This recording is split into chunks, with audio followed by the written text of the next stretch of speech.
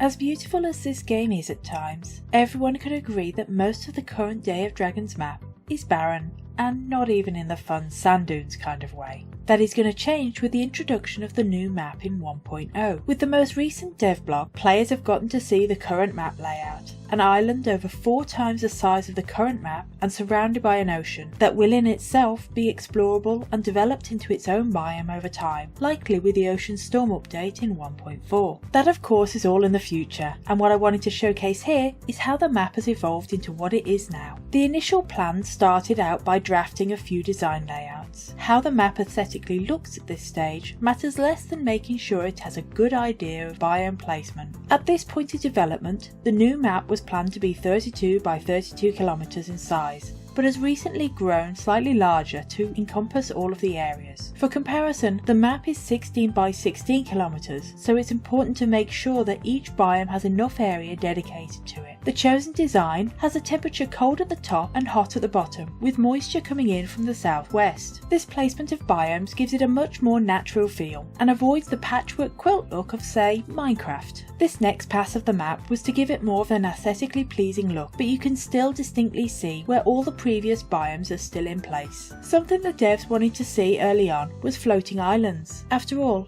if most of your player base is in the air, why not make use of as much of the vertical as horizontal? And who doesn't love the Hallelujah Mountains in Avatar? These islands were first roughly mapped out before being shaped into something much more natural, though these are still only placeholders until they're fully sculpted and planted. They have also been moved a few times, but are now currently sitting in the middle of the map around the larger mountain range. Expect vines and roots to collect a lot of the larger islands, both to the ground and to each other, as a way to traverse them even if you don't have wings. Personally, I think the Blitz Striker will find a good home here, as it'd be easy for the leg-lacking Empathyr to get to the air with no effort. For those of you trying to win a key for this dragon, go ahead and leave a comment with the phrase Zappy Flappy in it. Now, here's a little treat for my viewers, the man himself, Zyko, the map maker, on why he wanted to take on such a massive undertaking.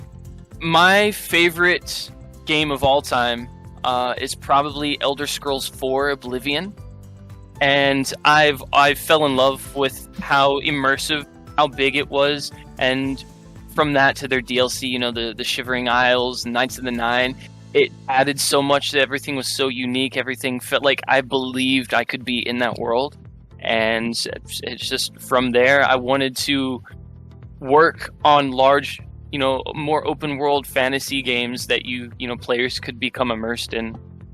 Something I do want to point out here is just the scale of this map, as it can be very hard to estimate from these images or even videos. Whenever you see the checkerboard pattern, just know that a 3x3 square is about the same as an adult flamestalker with its wings out. So here we can see the sandbars, which will be located down below the desert dunes. It will have palm trees, sand and long grasses, just lovely. And that dot you can see standing there on one of the largest islands, yes, that's an adult flamestalker. Zooming out, you can see the same island in the lower left. And if we look above again, over to the southeast, there is the same island. Looking over to the southwest, you can see 3 lakes as well. Around that area is going to be grasslands, with the largest lake about the same size as our current one. Hopefully you can start putting into perspective just the scale of this map. And that's not even going into all the caves and caverns we're going to have to explore and call our own. It's safe to say we're not going to be fighting over the same key locations just to raise a clan very soon. I can't wait to meet you all there. Goodbye!